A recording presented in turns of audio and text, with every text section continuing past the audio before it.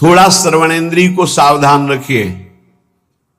हमारी एक एक इंद्री भगवदाकार हो, सुनना बंद कीजिए प्रपंच की बातें। कान से केवल वृंदावन प्रिया प्रीतम भगवत चर्चा आदि। अगर आप गृहस्थ हैं, व्यवहार में है, तो उचित बात सुनिए, फिर राधा राधा। ना किसी की निंदा करिए, ना किसी की निंदा सुनिए। बहुत बढ़िया श्रवणेंद्री हो जाएगी। रसन रसेंद्री, महत्पुरुषों की रहनी में हमारी दृष्टि कभी दूषित न हो जाए कि ये ऐसा। अपने को क्या करना है, अपनी रसेंद्री को देखना है। हम क्या करते हैं, सत्संग सुनकर दूसरों पर प्रयोग करने लगते हैं। ये बड़ी बहुत कठिन है, महापुरुषों को पहचान पाना बहुत कठिन है, बहुत कठिन है। श्री जी कृपा करते हैं तभी परिचय, सोई जाने जे देव जनाई, जानत तुम्हें तुम्हें हो जाए।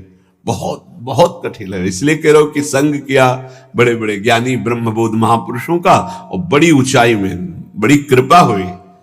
ज्ञान की सबसे बड़ी ऊंचाई ब्रह्मबोध, और प्रेम की सबसे बड़ी ऊंचाई सहचरी भाव। दोनों जगह के महापुरुषों का हरि की कृपा से, शिव की कृपा से ये संयोग बैठा। रसन रसेंद्री केवल श्री जी के प्रसाद की अनन्य होनी चाहिए, बस। ये महापुरुषों में देखा है, केवल श्री जी को भोग लगाओ, बस। कई बार देखा है गुरुदेव भगवान को, जैसे ऐसे कोई महत्पुरुष प्रसाद है, सब कभी नहीं देखा। महाराज ऐसे रखते तो कभी नहीं। रसिक अनन्य, लाडली जू के अनन्य, बस।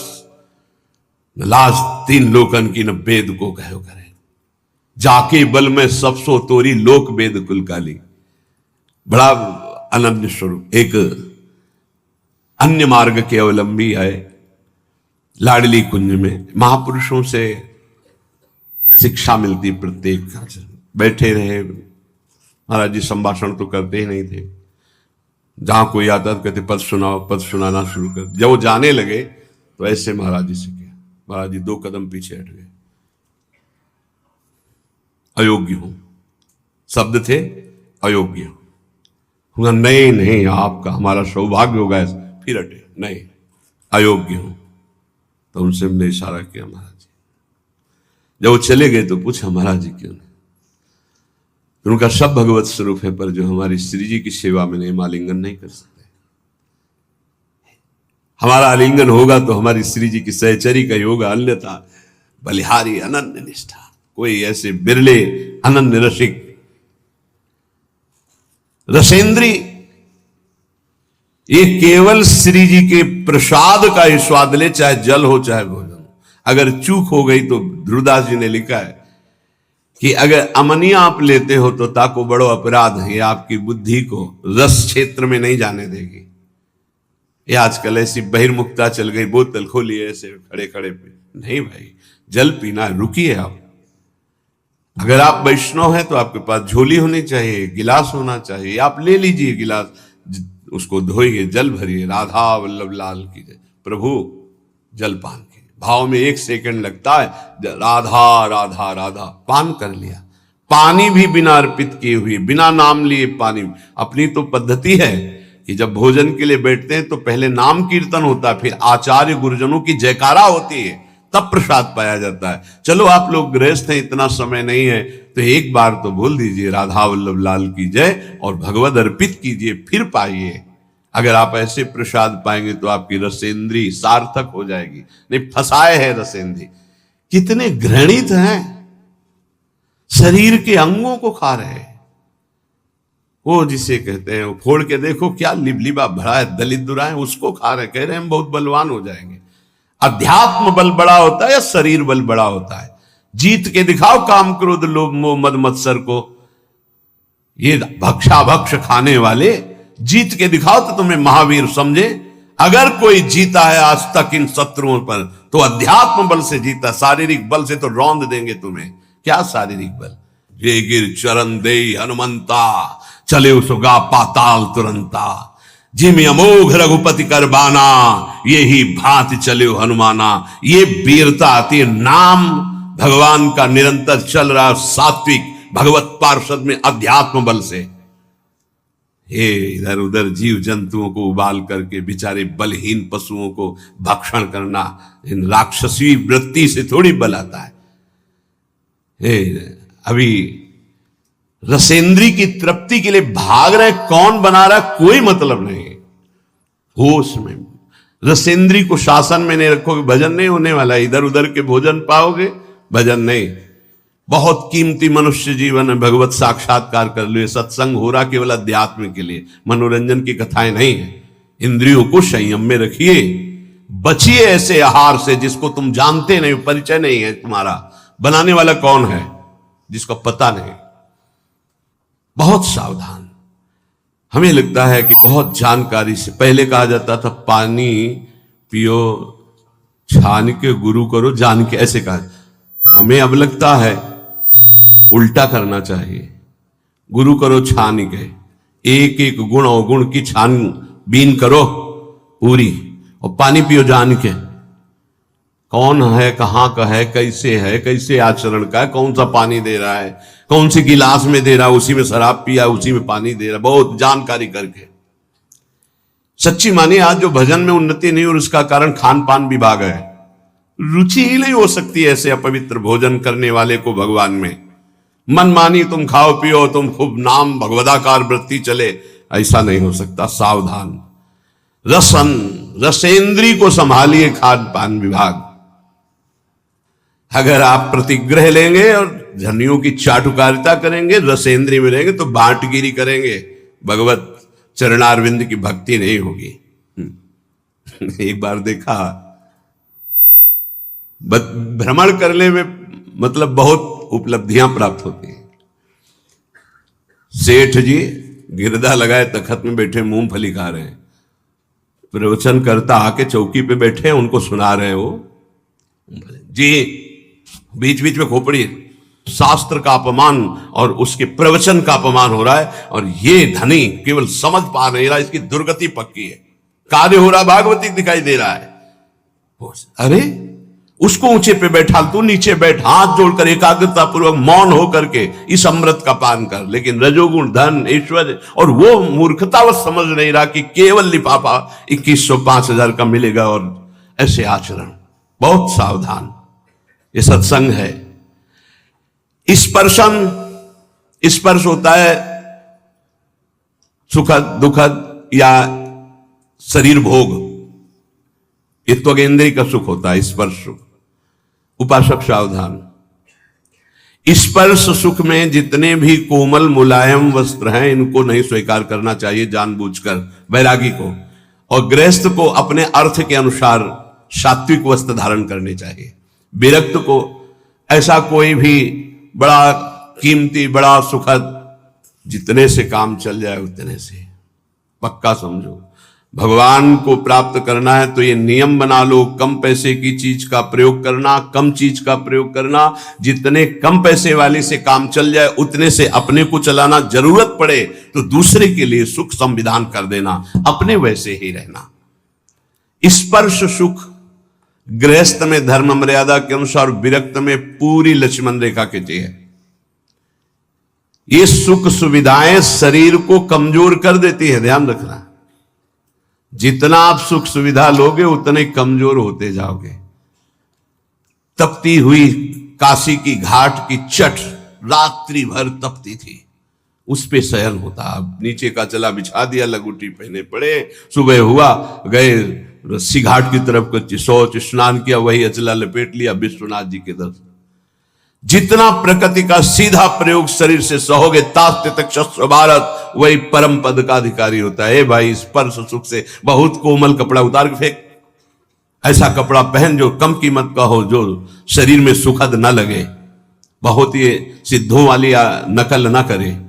साधक को शरीराभिमान जब तक नष्ट ना हो जाए तब तक ऐसा कोई वस्त्र, ऐसी बहुत कीमती, हाँ बहुत बढ़िया है। एक साधु के पास एक आर्मी के जवान थे, वो बढ़िया वो लाए थे स्वेटर, तो वो लाए स्वामी जी स्वेटर बहुत बढ़िया है, बोले टांग दिया कुटिया में। दूसरे दिन आए, स्वामी जी स्वेटर कैसा था? बोले बहुत बढ़िया। पहना नहीं? बोले बेटा बहुत बढ़िया, पहने कैसे? वो टांगा बहुत बढ़िया। 2-4 दिन लगातार आए, बोले स्वेटर उतार के ले बेटा है। हमारे बस का नहीं, तुम प्रेम से लाए थे इसलिए टांग दिया, हमारे बस का नहीं, हमारे पहनने का नहीं। चंदन का पलंग, चंदन का, संतों के पास ऐसा। राधा चरण दास जी 1 2 इस तीसरी पीढ़ी, इधर से तीसरी पीढ़ी, जो इस समय पूज्य श्री टटिया स्थान में महाराज जी विराजमान है, उनके बाद एक और उनके बाद जो उनके दर्शन किए, उनके समीप बैठे, उनकी कृपा हुई, श्री राधा चरण दास जी महाराज 2 पलंग लाए थे, एक मोहिनी ठाकुर के लिए।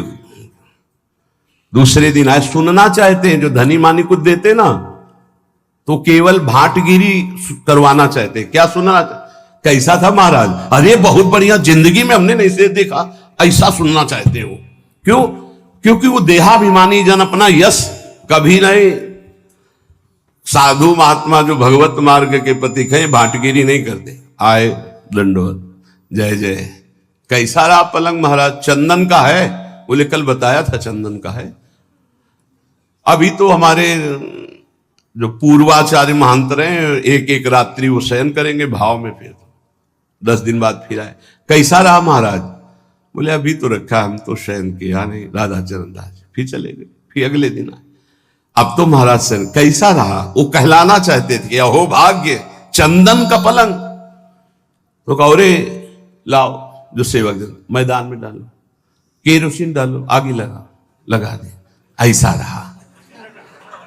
और कहा दोबारा जो है चटिया स्थान में आप मत आना, राधा चरण दास जी महाराज। क्यों? ये संतों की रहनी। एक बार कोई बहुत बड़ी नृत्यांगना जो है गए, परिचय दिया गया कि अमुक हैं, बॉलीवुड में भी और ऐसे यहां के भी ऐसे। तो बोले नाचना चाहती हैं। तो बोले जानते हो किनकी सभा है? ये ललिता सखी की सभा है, जहां बिहारी जी नाचते। चल तुम्हारा कौन नाच देखेगा, जा यहां से।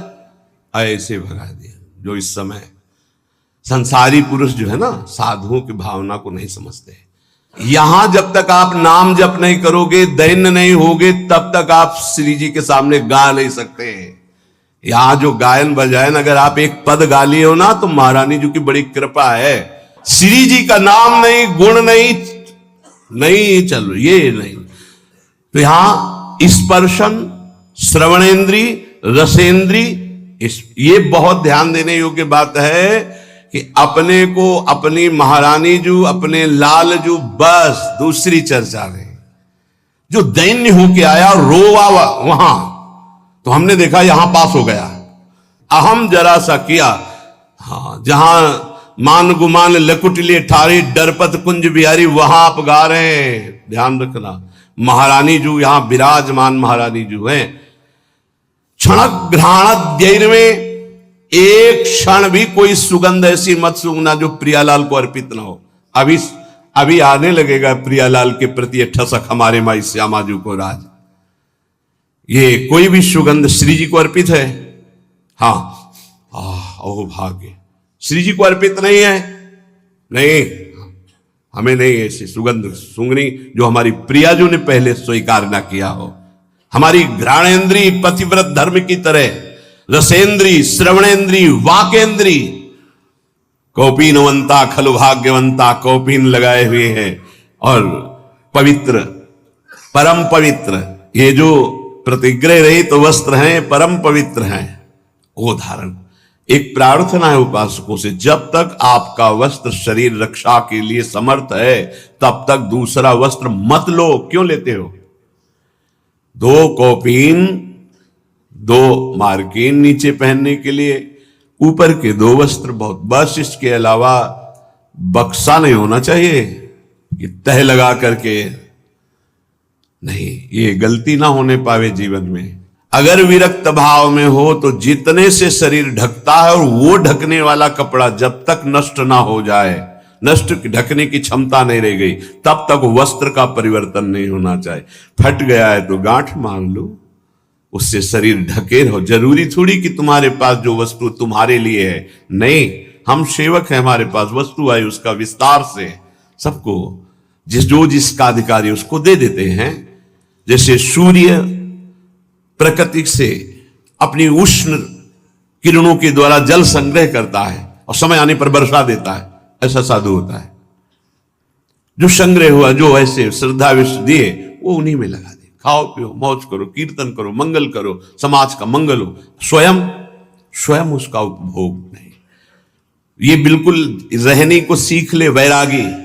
गृहस्थ अपने धर्म से कमाए हुए ही वस्त्र का, भोजन का प्रयोग करे, चाहे जिस तीर्थ में जाए, न वहां कोई वस्त्र स्वीकार करे, न वहां कोई सेवा स्वीकार करे, न वहां का भोजन स्वीकार करे। अगर स्वीकार करे भोजन आदि, सेवा आदि, तो उसका अनुपात लगा के कि ये अगर हम बाहर खरीदे तो कितने का मिलेगा, 100 का, तो हम 100 रुपया वहां के ठाकुर जी में रख देते हैं। वो ले ना ले, 100 रुपया रख देते। गृहस्थ कभी किसी का नहीं, तो आपका सुकृत, आपका भजन सुरक्षित। विरक्त तो आपका सुकृत, आपका तप, आपका भजन सुरक्षित। जो श्रीपाद कह रहे हैं, फलम वा मूलम वा किमपि दिवशांते कवलयन, 24 घंटे में एक बार शाम टाइम, फलम वा मूलम वा किमपि दिवशांते कवलयन, फल मूल अथवा अन्न आदि कुछ भी मिल जाए 24 घंटे में एक बार पेट भरने के लिए पर्याप्त है। चलो श्री जी का प्रसाद 3 बार मिलता है, लेकिन प्रमाद स्थिति के लिए नहीं। अल्पाहार कीजिए और खूब भजन परायण रहिए। सच्ची मानिए बड़ा धोखा होगा अपने साथ यदि हम खान पान सुख सुविधाओं को स्वीकार करके भजन न करें। प्रिया प्रीतम के पद, प्रिया प्रीतम की सेवा, प्रिया प्रीतम के चिंतन से जो सेकंड क्षण रहित गया, हानि हरिवंश के नाम अंतर परे, लाभ हरिवंश उच्चरत बानी। तब सुख हरिवंश गुण नाम रसना रटत, और बहुवचन अति दुखदानी। वाणी से निकले तो प्रिया प्रीतम के पद, प्रिया प्रीतम का नाम, प्रिया प्रीतम की बात, नहीं तो और बहुवचन अति दुखदानी। और कुछ बोलोगे फंस जाओगे, माया तुम्हारे चित्त को विक्षेप में डाल देगी। फलम वा मूलम वा किमपि दिवशांते कवलयन, सुन लो स्थिति से चलना। बोले बंद आज से, अब 10-5 दिन समय के केवल पाएंगे, और शाम के इतना पाएंगे कि सुबह दोपहर शाम अगर तीनों पाते थे उससे ज्यादा, तो भी भजन नहीं होगा। ये भी बात समझ लो कि एक बार बैठ गए तो दबा के 3 बार वाला हिसाब पूरा कर लिया, तो अब उसके पचाने में पूरी जीवनी शक्ति लगेगी, भजन में नहीं लगेगी। ये संयम के लिए लिखा है। देखो जब आपका ब्रह्मचर्य ठीक रहेगा तो ज्यादा मांग अंदर नहीं होती, क्योंकि पर्याप्त शरीर चलाने के लिए महान शक्ति ब्रह्मचर्य का संचय है। तो ज्यादा ये सब खत्म हो जाएगा आगे चल करके। अभी नए अवस्थाएं हैं तो ऐसी भावना हो भी सकती है अच्छे अच्छे पदार्थ खाने की, ऐसा होता है। पर आगे चल करके अगर हृदय से तुम पूछोगे क्या पाना चाहते हो, तो कुछ नहीं, कोई निर्णय ही नहीं निकल पाएगा। जो प्रारब्ध अनुसार भगवत प्रसाद मिल जाए उसे शरीर में डाल लिया। वो बहिर्मुख साधक होता है जिसकी एक रहनी नहीं होती। आज हाथ में करवा है, कल कमंडल है, परसों कुछ नहीं। आज रज लगी हुई है, कल कुछ, ऐसे नहीं। एक रहनी, जीवन भर एक रहनी का पालन करते हैं संतजन। एक रहनी, आपकी रहनी ही आपकी स्थिति का परिचय देती है। चंचल रहनी, आज कुछ कल कुछ, बोल कुछ रहा है, दिखावा कुछ है, आचरण कुछ है, व्यवहार कुछ, ये सब प्रपंच नहीं। बहुत धैर्यपूर्वक एक रहनी में 20 वर्ष चलना चाहिए। ये बहुत ध्यान से सुन ले। आज ऐसे रंग का कपड़ा, कल वैसे रंग का कपड़ा, आज दिगंबर हो रहे हैं, आज लंगोटी केवल लगी है, कल ऐसा, ये सब नहीं। एक रहनी, महापुरुषों की एक रहनी देखी गई है। फिर वो जो स्थिति आती है वो बात अलग होती। स्थिति का नाटक करना और स्थिति आने में बड़ा अंतर होता है। नाटक ही रहता है, स्थिति स्थिति रहती है। श्रीपाद कह रहे हैं इसे नाटक में ना उतारा जाए, इसे स्थिति में लिया जाए। क्या कह रहे? जरत कंथा में काम दधदपि च कौपीन मनुषम, केवल एक लंगोटी शरीर में है और ऊपर से फटे पुराने कपड़ों को घूरे में से बीन चिनगटा रक्षा कीजिए सीतिन, ऐसे बसिए ब्रज बीथिन। जो फेंक दिए गए हैं वस्त्र उनको उठा लिया, और उनको गांठ लगा ली गई या सिल लिया गया, उसे कंथा कहते हैं। जो वस्त्र त्याग दिए हैं, जिन पर किसी का अधिकार नहीं है, वो प्रतिग्रह नहीं होता, उसे उठा लिया, यमुना में धो लिया, गांठें लगा ली, शरीर को ढक लिया। पहले ऐसा ही था, क्योंकि यहां आधुनिकता नहीं थी, बहुत मुश्किल होता था उदर भरना, वो ब्रजवासियों की टूक से ही होता था। एक शरीर में लंगोटी और जो त्याग दिए गए हैं ऐसे वस्त्रों का संग्रह करके, ग्रंथि लगाकर या शिल करके, और उसको शरीर में धारण करना। जरत कंथा में काम दधदपि च कौपी न मनुष्यम। एकमात्र उन पुराने कपड़ों की कंथा जो जोड़कर बनाई गई, और कौपीनवंता खलु भाग्यवंता, भगवान शंकराचार्य जी ने भी कहा है, एक कौपीन केवल शरीर में, कौपीनवंता खलु भाग्य, दिखावे के लिए ना करे, प्रार्थना करते हैं, क्योंकि वैराग्य की बात सुन करके तत्काल वैराग्य धारण करना और फिर 4 दिन के बाद बदल जाना, ये ठीक नहीं होता। बहुत सोच समझ करके एक रहनी पकड़े, जो गुरु प्रदत्त रहनी है वैसे ही आजीवन निर्वाह करें। अगर एक रहने में नहीं रहोगे तो स्थिति नहीं आएगी। कभी सब कपड़े उतार दिए, कभी ऐसा पहन लिया, कभी टाट लगा लिया, कभी लंगोटी केवल है, कभी ये सब नहीं। एक रहनी गुरु प्रदत्त, गुरु ने आपको क्या दिया वैसे ही। जैसे एक रहनी में हमने देखा है बड़े महापुरुषों को। स्वामी श्री अनंग बोधाश्रम जी महाराज का सन्यास हुआ, तो सन्यास होता है दिगंबर करके, कोई वस्त्र शरीर में नहीं। गंगा जी में इतना बड़ा ही करुण प्रसंग होता है उस समय, इतना गंगा जी में खड़े करके गुरु पूछते हैं तुम्हारा कौन, ऐसे खड़ा होता है सन्यास, नारायण के सिवा कोई नहीं, 3 बार नारायण के सिवा कोई नहीं। फिर धिक्कार है यदि नारायण के सिवा किसी को स्वीकार करे। जब 1 2 3 बार गुरु के सामने कह दिया भगवान के सिवा कोई नहीं, निकलो बाहर। फिर उनको सन्यास पद्धति, फिर कहते हैं कौपीन। तो उनका गुरु जी एक बार उतरा दिया आपने, अपनी वैष्णव पद्धति में ऐसा नहीं, सन्यास पद्धति में। तो उनका लोक व्यवहार के, वो लोक कहां रह गया प्रभु, आपने जब कहा नारायण के सिवा कोई नहीं, तो अब मेरा लोक खत्म हो चुका है। ठीक है, तो चलो आश्रम। प्रभु आश्रम कैसा, सन्यास जब दे दिया तो जहां दिया यहीं आजीवन निर्वाह करूंगा। तो गंगा की रेती में आजीवन स्वामी अनंग बोधाश्रम जी, आजीवन वैसे ही दिगंबर, प्रकृति का सीधा वार सहना। गंगा जी बढ़ रही तो ऊपर रेती में, गंगा जी घट रही तो रेती में, बस ना बोलना ना मांगना। धन्य है ऐसे महापुरुषों का जीवन। बड़ी अद्भुत प्रभाव शक्ति जागृत हो गई थी। धर्म सम्राट करपात्री जी आदि साष्टांग दंडवत करते थे जाके। एक रहनी देखिए, श्री सुरेशानंद जी महाराज, तरी गंगा किनारे पड़ता है, दिगंबर, माताएं बहनें आ गई, एक वस्त्र से ऐसे डाल लिया, वो इतना ढक गया, बस वही चला आजीवन। एक रहनी, संतों की एक रहनी होती है, जो वस्त्र गुरु प्रदत्त है धारण कर लिया, आजीवन वैसे ही। ये नहीं कि आज सुना तो सब फेंक दिया और वो शुरू किया, 4 दिन बाद फिर वृत्ति बदली तो फिर आ गए, ऐसे नहीं चला जाता परमा। ये मरकट वैराग्य कहते हैं। वैराग्य को धैर्य पूर्वक गुरुजनों के आदेशानुसार धारण किया जाता है और उसी पद्धति से चला जाता है। गुरु जी का अनुकरण भी नहीं किया जाता है, उनकी आज्ञा का पालन किया जाता है।